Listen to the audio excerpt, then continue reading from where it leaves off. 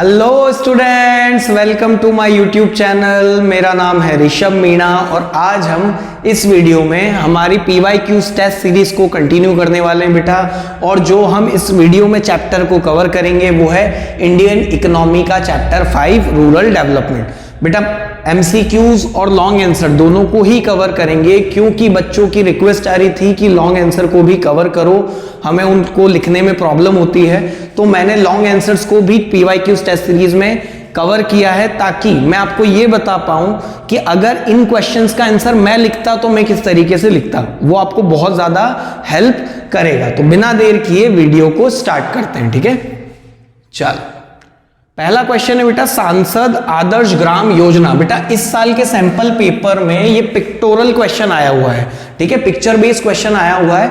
तो अगर sample paper में पिक्चर बेस्ड क्वेश्चन आया हुआ है तो आपके 19 मार्च के पेपर में ये सांसद आदर्श ग्राम योजना का क्वेश्चन किसी भी तरीके से आ सकता है, ठीक है। चाहे ऑब्जेक्टिव आ सकता है या चाहे कुछ भी आ सकता है, किसी भी तरीके से आ सकता है। तो मैंने सारे डिटेल्स को कवर किया है, एक बार फटाफट देखते हैं। तो सांसद आदर्श ग्राम योजना क्या है? It is scheme by the government in which member of parliament of India identify and develop one village from their constituency. बेटा जितने भी मेंबर ऑफ पार्लियामेंट हैं, है ना, उनको अपनी कॉन्स्टिट्यूएंसी से एक गांव को आइडेंटिफाई और डेवलप करना है टिल 2016 तक एक गांव को डेवलप करना था अपनी कॉन्स्टिट्यूएंसी से जहां से वो जीते हैं इलेक्शन, और 2 more विलेजेस टिल 2019, ठीक है। अब विलेज को सिलेक्ट करने का क्राइटेरिया क्या है कि population criteria for village is 3000 to 5000 in plain region. बेटा इसका मतलब क्या हुआ कि वो ऐसे ही किसी गांव को सिलेक्ट नहीं कर सकते, उसके लिए भी क्राइटेरिया है कि अगर आपकी कॉन्स्टिट्यूएंसी प्लेन रीजन में है, मतलब समतल एरिया है, ठीक है, तो आपको वो गांव सिलेक्ट करना है जिसकी पॉपुलेशन 3000 से 5000 के बीच में हो, ना इससे कम ना इससे ज्यादा। और अगर आप हिली एरिया से इलेक्शन जीते हो तो आपको वो गांव देखना है जहां पे 1000 से 3000 के बीच में पॉपुलेशन होगी, ठीक है। और एक और क्राइटेरिया था, it should not be MP's own और देयर स्पाउसेस विलेज, मतलब वो मेंबर ऑफ पार्लियामेंट का खुद का गांव नहीं होना चाहिए। होता है ना बेटा एक पैतृक गांव, है ना, कि जहां से वो एक्चुअल में है, तो वो भी नहीं होना चाहिए और उनके हस्बैंड या वाइफ का भी विलेज नहीं होना चाहिए। तो बेटा ये थी सांसद आदर्श ग्राम योजना। ये चीज आपको ऑब्जेक्टिव में आ सकती है, ठीक है। तो स्क्रीनशॉट ले लो फटाफट। चल नेक्स्ट इंफॉर्मेशन टेक्नोलॉजी मेरा फेवरेट क्वेश्चन है बेटा। Information technology plays a very significant role in achieving sustainable development and food security. बेटा इंफॉर्मेशन टेक्नोलॉजी कैसे, है ना, इंफॉर्मेशन टेक्नोलॉजी कैसे रोल प्ले कर सकती है in sustainable development and food security. तो मैं इस क्वेश्चन को ऐसे लिखता कि information technology plays a very significant role in achieving sustainable development food security in the following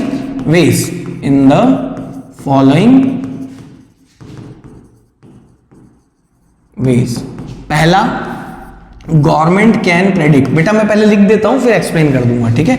government can predict areas of food insecurity and vulnerability and take appropriate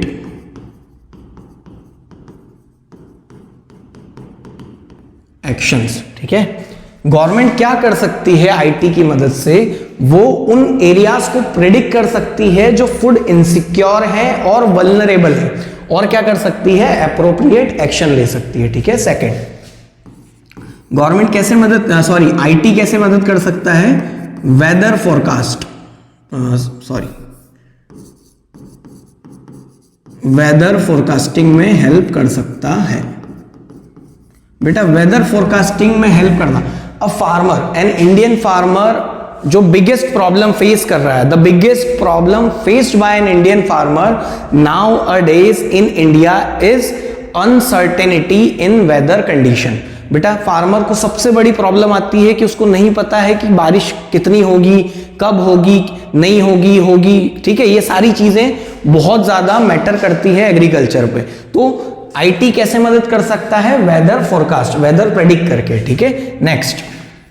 next IT कैसे मदद कर सकता है बेटा? By soil health, soil health को improve करके, soil health को improve करके, इसका मतलब by guiding them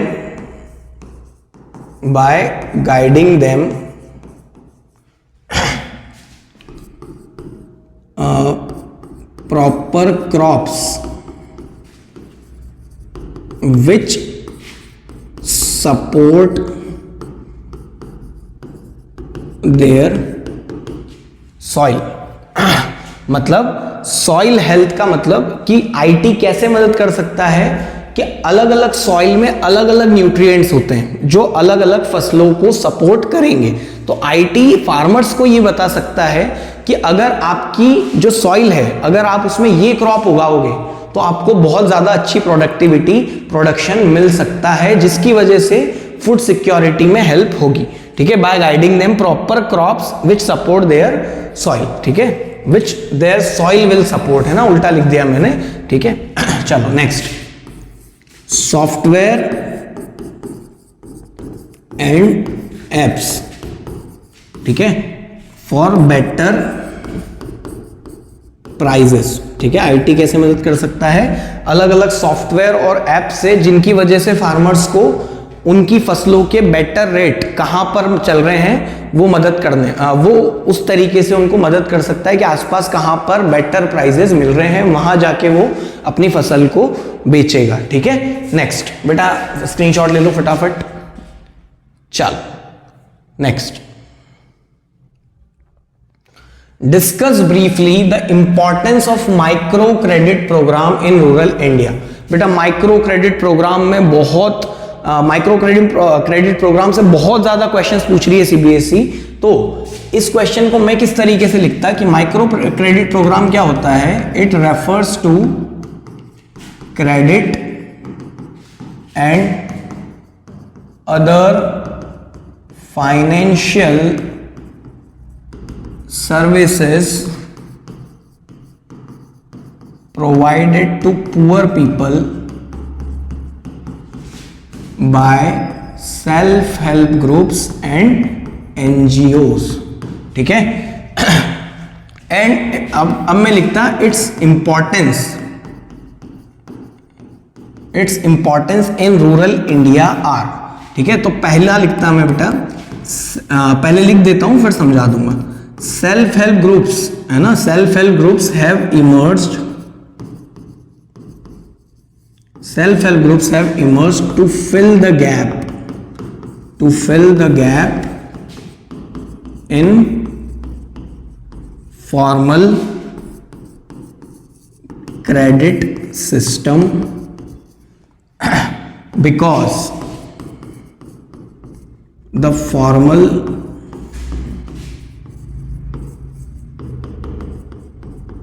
delivery mechanism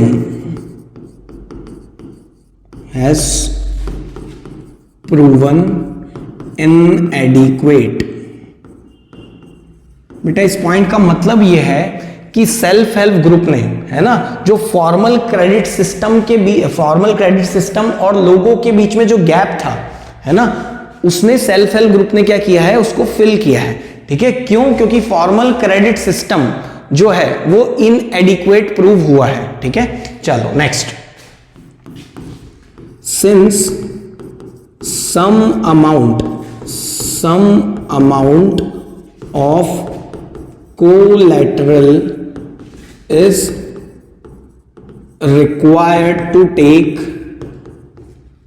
take loan from formal system, most of the population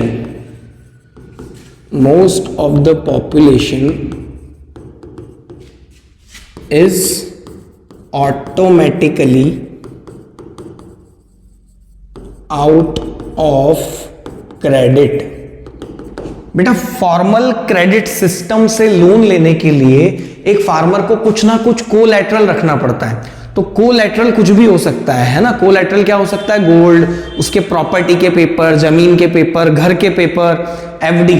तो हर फार्मर के पास कोलैटरल रखने के लिए कोई चीज हो ऐसा जरूरी नहीं है, और इंडिया में तो maximum poor and marginal farmers हैं, ठीक है। तो फॉर्मल क्रेडिट सिस्टम से अगर उनको लोन चाहिए तो कुछ कोलैटरल रखना पड़ेगा, इसकी वजह से वो ऑटोमेटिकली आउट हो जाते हैं फॉर्मल क्रेडिट सिस्टम से लोन लेने के लिए। इसलिए सेल्फ हेल्प ग्रुप का इंपॉर्टेंस और ज्यादा बढ़ जाता है, ठीक है। स्क्रीनशॉट ले लो बेटा, नेक्स्ट क्वेश्चन करते हैं। Question number 4, state and elaborate whether the following statements are true और फॉल्स, ठीक है, with the valid arguments. Agricultural marketing is a process that ensures the transportation of various agricultural commodities only। बेटा agricultural, ये statement कह रहा है कि agricultural marketing एक प्रोसेस है जो एग्रीकल्चरल कमोडिटीज को ट्रांसपोर्ट करती है सिर्फ। नहीं बेटा, एग्रीकल्चरल मार्केटिंग में 7 कीवर्ड है ना, सातों के सातों आपको याद होने चाहिए। एक निमोनिक बनाया हुआ है मैंने, जीएसटी ऐप डाउनलोड, ठीक है, जीएसटी ऐप डाउनलोड। अब कैसे लिखेंगे? Agricultural marketing is a process that includes grading, S से स्टोरेज, टी से ट्रांसपोर्टेशन, ए से असेंबलिंग, पी से पैकेजिंग, पी से प्रोसेसिंग एंड डी से डिस्ट्रीब्यूशन, ठीक है। तो एग्रीकल्चरल मार्केटिंग सिस्टम का मतलब सिर्फ और सिर्फ ट्रांसपोर्टेशन नहीं होता, उसका मतलब ये होता है grading, storage, transportation, assembling, packaging, processing and distribution of agricultural commodities over the country. बेटा जीएसटी ऐप डाउनलोड, ठीक है, इस तरीके से याद रखना। तो पहला स्टेटमेंट क्या हो जाएगा? फॉल्स हो जाएगा, और उसके रीजन में ये चीज लिख देना, ठीक है। स्क्रीनशॉट ले लो, अगला क्वेश्चन करते हैं। चलो, Jan Dhan Yojana has been a crucial step for financial resource mobilisation in the Indian economy. Jan Dhan Yojana, Jan Dhan Yojana क्या है बेटा? It is a scheme by government of India, scheme by government of India to connect people with banking system, to connect people with banking system and develop a culture of deposit mobilisation, ठीक है, culture of deposit mobilisation. बेटा deposit mobilisation का मतलब बेटा हर घर में कोई ना, हर घर में पैसा बचाने की टेंडेंसी तो होती है, ठीक है, लेकिन अगर वो घर में पैसा बचा रहे हैं तो वो बैंकिंग सिस्टम में नहीं आ पा रहा है। तो जनधन योजना क्या थी कि जीरो बैलेंस अकाउंट खोले गए लोगों के, ताकि उनको कनेक्ट किया जा सके बैंकिंग सिस्टम से, और वो जो लोग घर में पैसा बचा रहे हैं वो अब कहां पे बचाएं? बैंक में डालें, बैंक में सेव करें, ताकि, है ना, वो पैसा बैंक के काम आए इन फर्दर प्रोडक्टिव एक्टिविटीज में लैंड करने के लिए। इसे कहते हैं बेटा डिपॉजिट मोबिलाइजेशन, है ना। 1 मिनट में पानी पी लेता हूं बेटा।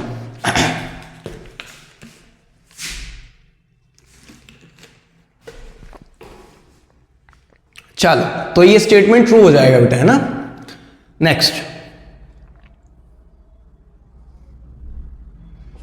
Explain the role of non farm employment in promoting rural diversification. बेटा बहुत ज्यादा इंपॉर्टेंट क्वेश्चन है, बहुत अच्छा क्वेश्चन है। बेटा diversification implies 2 things. Diversification includes 2 aspects. First, change in cropping pattern, change in cropping pattern, and second one is non farm employment opportunities. ठीक है,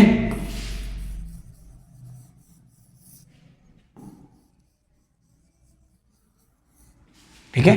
तो डाइवर्सिफिकेशन का मतलब ये दो चीजें हैं, लेकिन इस क्वेश्चन में हमें इस पार्ट से कोई भी चीजें नहीं पूछी है, तो इस पार्ट को हम लोग इग्नोर करेंगे, हमारा मेन फोकस होगा यहां पर। तो it is very risky to be dependent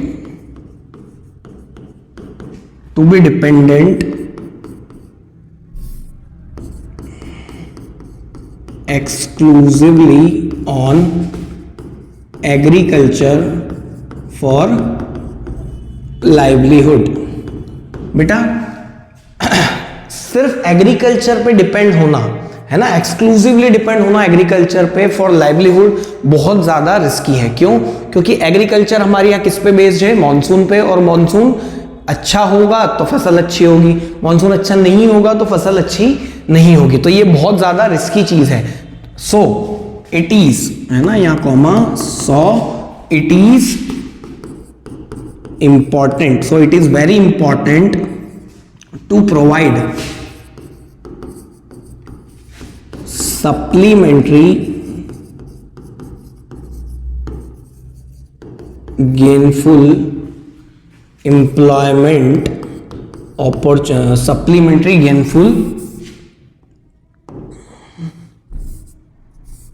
gainful non-farm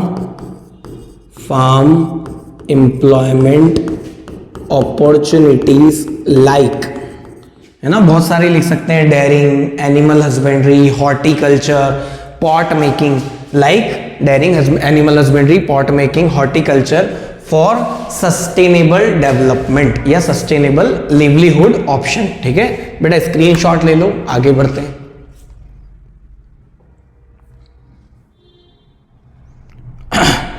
next question, elaborate how a well structured agricultural marketing system helps the farmers to increase their income. बेटा आप रूरल डेवलपमेंट से question का level देख रहे हो, है ना, क्वेश्चन कितने अच्छे और कितने थिंकिंग बेस्ड क्वेश्चन है। ठीक है, आप वो टाइम गया जब सीबीएसई डायरेक्ट क्वेश्चन पूछ लिया करता था, है ना, अब बहुत अच्छे क्वेश्चंस इस यूनिट से पूछे जा रहे हैं। ठीक है, इस क्वेश्चन को डील करते हैं। क्वेश्चन ये कह रहा है कि अगर एक कंट्री में, है ना, एग्रीकल्चरल मार्केटिंग सिस्टम बहुत अच्छा है तो वो फार्मर्स की इनकम को इंक्रीज करने में कैसे मदद करेगा। तो मैं इस क्वेश्चन को ऐसे लिखता, a sound agricultural system will help the farmers to increase their income in following ways,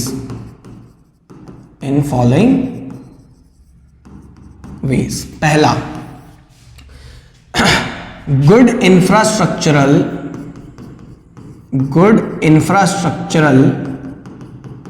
facilities like storage and transportation will result in reduction in post harvest losses। ठीक है, इसका मतलब यह है कि बेटा जब एक किसान, है ना, फसल काटता है तो फसल काटने के बाद उसका कई ज्यादा फसल का नुकसान हो जाता है। क्यों? क्योंकि उसके पास स्टोरेज एंड ट्रांसपोर्टेशन फैसिलिटीज उतनी अच्छी नहीं है। ठीक है, तो अगर ये अच्छी फैसिलिटीज होंगी तो फसल काटने के बाद पोस्ट हार्वेस्ट लॉसेस जो हैं वो कम हो जाएंगे अगर ये फैसिलिटीज अच्छी होंगी तो, और जब उसके लॉसेस कम हो जाएंगे तो उसकी इनकम बढ़ जाएगी। ठीक है, सेकंड पॉइंट लिखते हैं, रेगुलेटेड मार्केट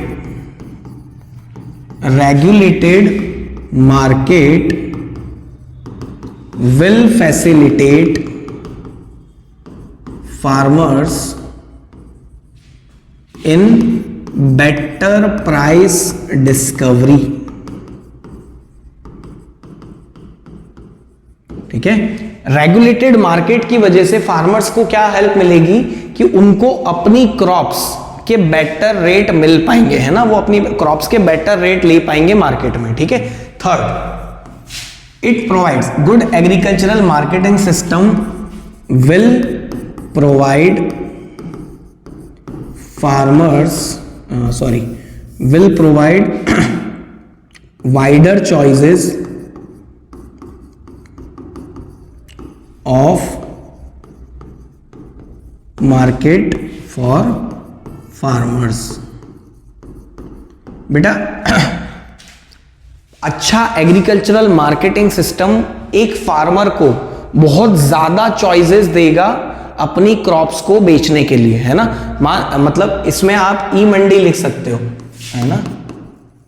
ई मंडी करके एक ऐप है गवर्नमेंट का जो ये बताता है कि आसपास के जिलों में, है ना, आसपास के डिस्ट्रिक्ट में एक फार्मर मतलब एक चीज का रेट क्या चल रहा है। तो फार्मर के पास बहुत ज्यादा चॉइसेस अवेलेबल हैं कि जहां पे उसको ज्यादा रेट मिले वो वहां जाके अपनी क्रॉप्स को बेच सकता है, ठीक है। तो इस तरीके से एक अच्छा एग्रीकल्चरल मार्केटिंग सिस्टम फार्मर को अपनी इनकम बढ़ाने में हेल्प कर सकता है। बेटा स्क्रीनशॉट ले लो, ठीक है। चलो नेक्स्ट, अब बात करते हैं बेटा ऑब्जेक्टिव क्वेश्चंस की। सबसे पहला है assertion reason. Since independence the economic condition of many farmers across India has improved as they have adopted horticulture as secondary source of income। बेटा बिल्कुल सही बात है कि इंडिपेंडेंस के बाद हमारे देश में, है ना, हॉर्टिकल्चर को सेकेंडरी सोर्स ऑफ इनकम की तरह अडॉप्ट किया फार्मर्स ने और उसकी वजह से उनकी इकोनॉमिक कंडीशन इंप्रूव हो गई। तो असर्शन इज ट्रू। रीजन क्या है? Varying climatic and soil condition have given India an added advantage to the producer of diverse horticulture crops. ये भी बिल्कुल सही बात है कि हमारे देश में, है ना, नॉर्थ से साउथ क्या होता है, क्लाइमेट बहुत चेंज करता है और सॉइल की कंडीशंस भी चेंज करती हैं। जैसे कुछ जगह ब्लैक सॉइल है, कुछ जगह रेड सॉइल है, तो अलग अलग जो सॉइल हैं वो अलग अलग क्रॉप्स को सपोर्ट करेंगी और अलग अलग जो वेदर है वो भी अलग क्रॉप्स को सपोर्ट करता है। तो ये भी एक एक्स्ट्रा एडवांटेज हो गया for the diverse horticulture crops, ठीक है। तो रीजन भी ट्रू है। और जब आप इनको कनेक्ट करके पढ़ोगे कि इंडिपेंडेंस के बाद इकोनॉमिक कंडीशन बेटर हो गई फार्मर्स की बिकॉज ऑफ हॉर्टिकल्चर। क्यों? क्योंकि इंडिया में अलग अलग क्लाइमेट कंडीशन और सॉइल कंडीशन और ज्यादा सपोर्ट करती हैं for the diverse horticulture crops. तो assertion and reason both are true and R is the correct explanation of A. तो आंसर हो जाएगा ए, ठीक है। नेक्स्ट,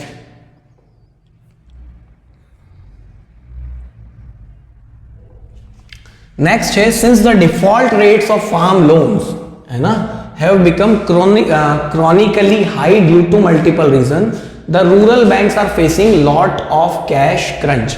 बेटा पहले इस वर्ड का मतलब समझो। बेटा default rate of farm loans का मतलब कि एक फार्मर ने लोन लिया और उसने वो लोन वापस नहीं किया, तो वो बैंक के लिए वो जो फार्मर है वो क्या हो गया? Defaulter.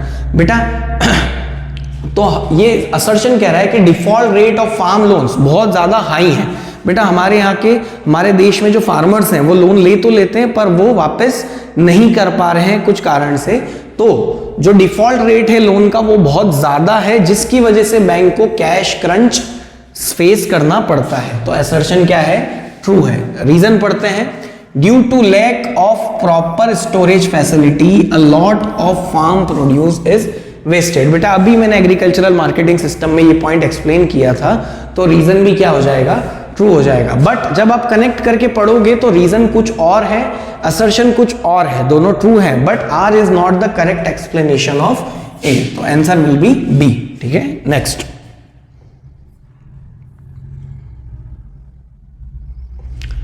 After independence, there was an expansion in farm and non-farm output, income and employment। बेटा ये कुछ अलग लिख गया है गलती से, ठीक है।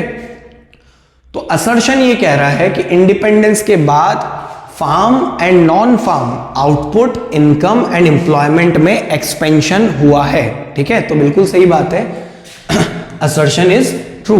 Reason rural banking has help farmers to avail benefits of credit facilities for meeting their needs. बिल्कुल सही बात है बेटा कि रूरल बैंकिंग ने फार्मर्स को मदद की है टू मीट देयर नीड्स। अब दोनों को जब कनेक्ट करके पढ़ोगे कि इंडिपेंडेंस के बाद farm and non farm output, income and employment बढ़ गया है क्योंकि रूरल बैंकिंग ने क्या किया है, उनको मदद की है टू मीट देयर नीड्स। तो A and R both are true and correct explanation हो जाएगा आर ए का, तो आंसर विल बी ए। ठीक है, नेक्स्ट,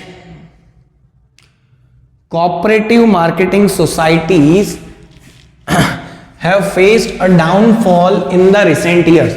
बेटा कोऑपरेटिव मार्केटिंग सोसाइटीज जो हैं वो अभी उनका डाउनफॉल आ गया है कुछ सालों में।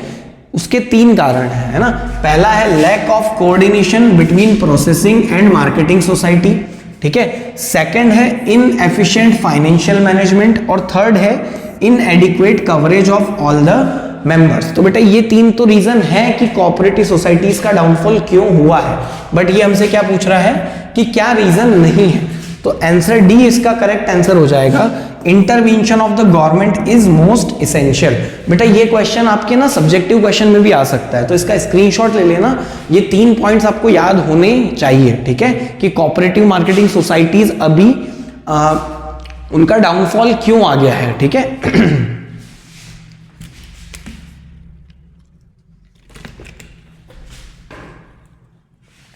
चल next, question 5, dash revolution was the harbinger of the major changes in the credit system as it led to diversification of the portfolio of the rural credit towards production oriented landing.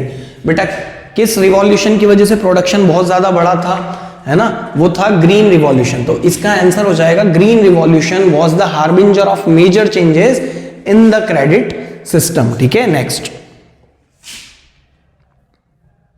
Last question है बेटा, statement 1, the emergence of self help group. Again आ गया बेटा self help group, आपके CBSE का favourite topic हो चुका है इस चैप्टर से, है ना, वहां से क्वेश्चन पूछती है। Ensure the reduction in the fissures of the formal credit system. बिल्कुल बेटा, अभी मैंने समझाया आपको कि सेल्फ हेल्प ग्रुप की वजह से जो फॉर्मल क्रेडिट सिस्टम है उसमें जो कमियां थी वो कुछ हद तक फिल हुई है, गैप उसका, है ना। Statement 1 is true. The second is the borrowing from SHGs mainly confined to consumption process by its purpose by its members। बेटा ये रिसर्च किया गया है, ये देखा गया है कि जो सेल्फ हेल्प ग्रुप से लोन लिए जा रहे हैं, ठीक है, वो बेसिकली किस पर्पस से हैं, कंजप्शन पर्पस से हैं, वो प्रोडक्टिव पर्पस से नहीं लिए जा रहे। तो ये स्टेटमेंट भी क्या है, ट्रू है। बेटा ये चीज याद रखना है ना, सेल्फ हेल्प ग्रुप से जो लोन लिए जा रहे हैं वो ज्यादातर इसलिए लिए जा रहे हैं क्योंकि कंजप्शन पर्पस, प्रोडक्टिव पर्पस से नहीं। तो both the statements are true. ठीक है, अगर ये वीडियो आपको हेल्पफुल लगी तो please like, share, subscribe my channel. बेटा एक वीडियो के पीछे बहुत ज्यादा मेहनत लगती है, ठीक है, तो अगर आपको सही में हेल्पफुल लगी तो प्लीज एक लाइक कर दिया करो यार, बहुत ज्यादा मोटिवेशन मिलता है इस चीज से। और अगर कोई भी डाउट हो तो आप कमेंट बॉक्स में कमेंट करो, मैं जरूर रिप्लाई करूंगा। ठीक है, थैंक यू सो मच।